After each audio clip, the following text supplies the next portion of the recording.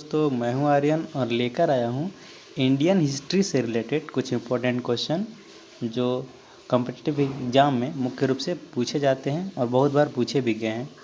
तो चलिए शुरू करते हैं। टीपू सुल्तान ने अंग्रेज़ों के साथ युद्ध करते हुए कब वीर गति प्राप्त की? टीपू सुल्तान ने अंग्रेज़ों के साथ युद्ध करते हुए कब वीर गति प्राप्त की? तो इसका राइट आंसर हो जाएगा दोस्तों ऑप्शन सी 1799। 1799 में श्रीरंगपट्टनम में जो है टीपू सुल्तान ने अंग्रेज़ों के साथ युद्ध करते हुए वीर गति को प्राप्त की। अगर आप तारीख याद करना चाहते हैं तो 4 मई 1799 में इन्होंने वीर गति को प्राप्त की। नेक्स्ट क्वेश्चन,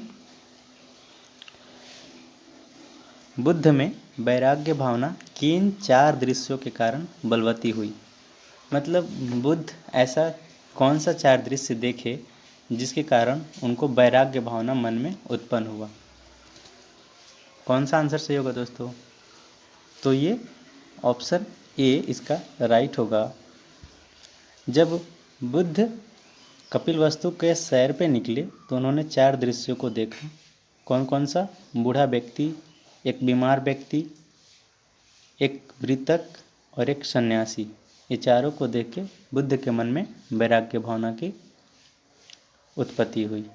नेक्स्ट क्वेश्चन, सम्राट अशोक की वह कौन सी पत्नी थी जिसने उसे सबसे ज़्यादा प्रभावित किया था? कौन सा ऑप्शन सही होगा दोस्तों? तो ये इसका ऑप्शन डी राइट होगा। करुवकी जो थी सम्राट अशोक की वह पत्नी थी जिसने सबसे ज़्यादा अशोक को प्रभावित किया था। नेक्स्ट क्वेश्चन, निम्नलिखित में से सबसे प्राचीन राजवंश कौन सा है? इनमें से कौन सा है जो सबसे प्राचीन राजवंश है? कौन सा ऑप्शन सही है? ऑप्शन ए मौर्य वंश। मौर्य वंश जो है सबसे प्राचीन राजवंश है। तो मौर्य वंश का संस्थापक कौन था दोस्तों? तो चंद्रगुप्त मौर्य। चंद्रगुप्त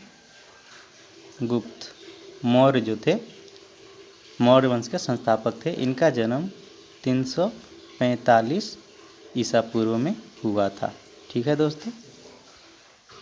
नेक्स्ट क्वेश्चन, अशोक के शिलालेखों को पढ़ने वाला प्रथम अंग्रेज कौन था? इनमें से कौन सा प्रथम अंग्रेज था जिसने अशोक के शिलालेख को पढ़ा था? तो ये ऑप्शन बी इसका राइट हो जाएगा, James Prinsep.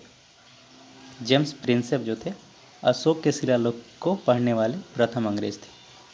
Next question, Mahavir ने जैन संघ की स्थापना कहाँ की थी? महावीर ने जैन संघ की स्थापना कहाँ की थी? तो इसका ऑप्शन सी राइट हो जाएगा, पावापुरी में। नेक्स्ट क्वेश्चन, किस विदेशी दूत ने अपने आप को भागवत घोषित किया था? किस विदेशी दूत ने अपने आप को भागवत घोषित किया था?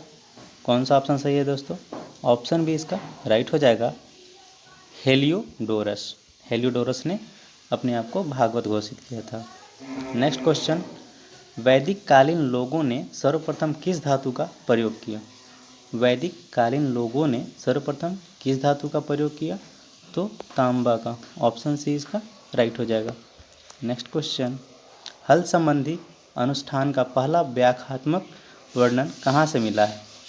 हल संबंधी अनुष्ठान का पहला व्याख्यात्मक वर्णन कहाँ से मिला है?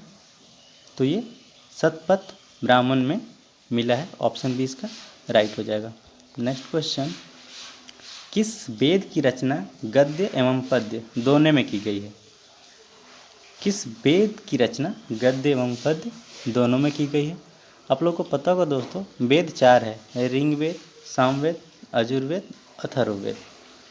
तो इस क्वेश्चन का आंसर कौन सा सही होगा दोस्तों? तो ऑप्शन सी राइट हो जाएगा, यजुर्वेद। तो सबसे प्राचीन वेद ऋग्वेद था और सबसे बाद का वेद अथर्ववेद था। ठीक है दोस्तों।